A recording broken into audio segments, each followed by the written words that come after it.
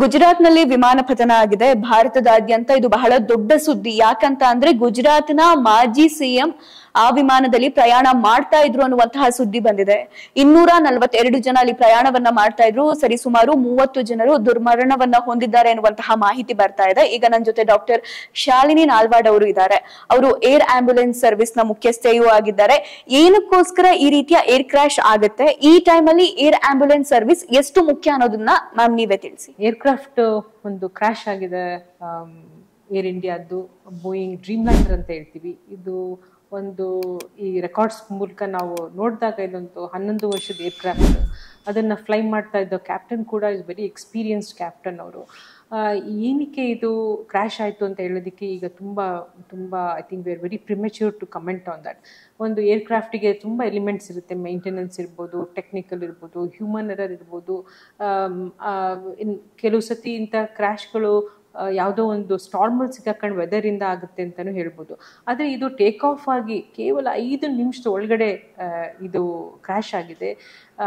ನೋಸಪ್ ಅಂತ ಹೇಳ್ತೀವಿ, ಅಂದರೆ ಏರ್ಕ್ರಾಫ್ಟ್ ಮೇಲ್ಗಡೆ ಡೈರೆಕ್ಷನಲ್ಲಿ ಟೇಕ್ ಆಫ್ ಆಗ್ತಾ ಇದೆ, ತಕ್ಷಣ ಅದು ಕೆಳಗೆ ಬಂದು ಇಮಿಡಿಯೇಟಾಗಿ ಕ್ರ್ಯಾಶ್ ಆಗಿದೆ. ಅದರಲ್ಲಿ ಪ್ಲೇನ್ ಒಳಗಡೆ ಕ್ಯಾಶುಯಾಲಿಟೀಸ್, ಯಾಕಂದರೆ ಇದು fully loaded aircraft, full fuel ಇತ್ತು ಇದರಲ್ಲಿ. ಫುಲ್ ಫ್ಯೂಲ್ ಇದ್ದಾಗ ಅದು ಒಂದು ಕ್ರ್ಯಾಶ್ ಆದಾಗ it becomes A fire ball, ಒಂದು ಬೆಂಕಿ ಉಂಡೆ ಆಗುತ್ತೆ.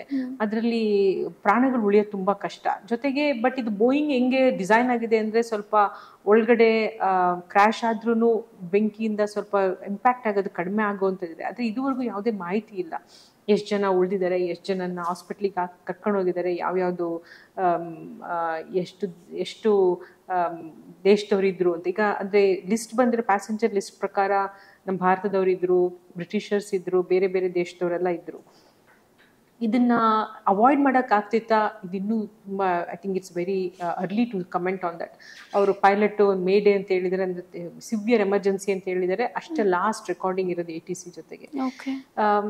ಒಂದು ಪ್ಲೇನ್ ಒಂದು ಪಾಯಿಂಟ್ ಎ ಇಂದ ಪಾಯಿಂಟ್ ಬಿಗೆ ಹೋಗೋದಕ್ಕೆ ATC, ADC, ಏರ್ ಆಪರೇಟರ್ಸ್ ಅಂದರೆ ಏರ್ಪೋರ್ಟ್ ಅಥಾರಿಟಿ ಆಫ್ ಇಂಡಿಯಾಯಿಂದ ಇರ್ಬೋದು, ಗ್ಯಾಟ್ವಿಕ್ ಏರ್ಪೋರ್ಟಿಗೆ ಹೋಗ್ತಿತ್ತು, ಅಲ್ಲಿಂದ ಕೋಆರ್ಡಿನೇಷನ್ನು ಒಂದು 15-20 ಜನ ಕೋಆರ್ಡಿನೇಷನ್ನು ಅಂದರೆ ಆಗುತ್ತೆ ಒಂದು ಪ್ಲೇನು ಹೋಗಿ ಲ್ಯಾಂಡ್ ಆಗಬೇಕಾದ್ರೆ.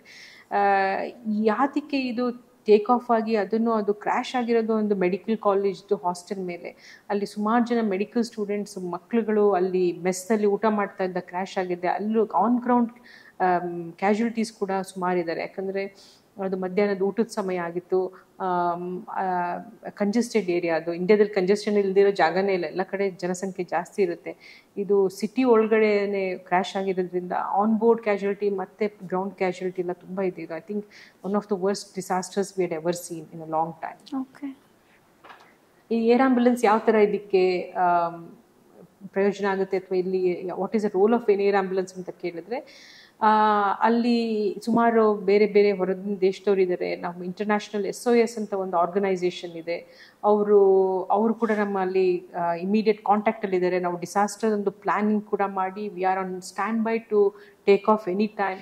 ಅಲ್ಲಿ ಅಹಮದಾಬಾದ್ ಏರ್ಪೋರ್ಟ್ ಈಗ ಸದ್ಯಕ್ಕೆ ಕ್ಲೋಸ್ ಆಗಿದೆ, ಬಟ್ ಅಲ್ಲಿ ಪೇಷಂಟ್ಗಳಿರ್ಬೋದು, ಅವರಿಗೆ ಹೈಯರ್ ಕೇರ್ ಸೆಂಟರ್ ಕರ್ಕೊಂಡು ಹೋಗೋದಕ್ಕೋ, ಅಥವಾ ಪೇಷಂಟ್ಗಳದ್ದು ಒಂದು ಮಾರ್ಟಲ್ ರಿಮೇನ್ಸ್ ಅಂದರೆ ಅವರು ತೀರ್ಕೊಂಡಿರೋದು ಬಾಡಿಗಳನ್ನ ಅವರ ದೇಶಕ್ಕೆ ಕರ್ಕೊಂಡು ಹೋಗೋದಕ್ಕಿರ್ಬೋದು, ಅಥವಾ ಅಲ್ಲಿ ಹಾಸ್ಪಿಟಲ್ ಕೆಪಾಸಿಟಿ ಫುಲ್ಲಾಗಿ ಮತ್ತು ಬೇರೆ ಸಿಟಿಗಳಿಗೆ ಟ್ರಾನ್ಸ್ಫರ್ ಮಾಡಬೇಕಾಗ್ಬೋದು. ಯಾವುದೇ ಒಂದು ಲೈಕ್ ಫೆಸಿಲಿಟಿ ಮೆಡಿಕಲಿ ಬೇಗ ಫಾಸ್ಟಾಗಿ ಒಂದು ಜಾಗಕ್ಕೆ ದೂರ ಜಾಗಕ್ಕೆ ಹೋಗ್ಬೇಕಂತ air ambulance will play a very big role. Okay, thank you ma'am. Thank you. ನೋಡಿ, ಅಷ್ಟು ಭೀಕರ ಅಪಘಾತ ಆಗಿದೆ. ಇಲ್ಲಿ ನಾವು ಆಂಬ್ಯುಲೆನ್ಸ್ ಮೂಲಕ ನಾವೆಲ್ಲರನ್ನೂ ಕೂಡ ಸಾಗಿಸಿ ಅವ್ರಿಗೆ ಟ್ರೀಟ್ಮೆಂಟ್ ಕೊಡ್ತೀವಿ, ಅದು ಲೇಟ್ ಆಗುತ್ತೆ ಅನ್ನೋದಿದ್ರೆ ಏರ್ ಆಂಬ್ಯುಲೆನ್ಸ್ ಯಾವ ರೀತಿ ವರ್ಕ್ ಆಗುತ್ತೆ ಅನ್ನೋದನ್ನ ಡಾಕ್ಟರ್ ಶಾಲಿನಿ ನಾಲ್ವಾಡ್ ಅವರು ನಮಗೆ ತಿಳಿಸಿದ್ದಾರೆ. ಮತ್ತೆ ಭಾರತದಲ್ಲಿ ಇಂಥ ಪರಿಸ್ಥಿತಿ ಬರ್ದೇ ಇರ್ಲಿ ಅಂತ ನಾವೆಲ್ಲರೂ ಪ್ರೇ ಮಾಡೋಣ. ಧನ್ಯವಾದ.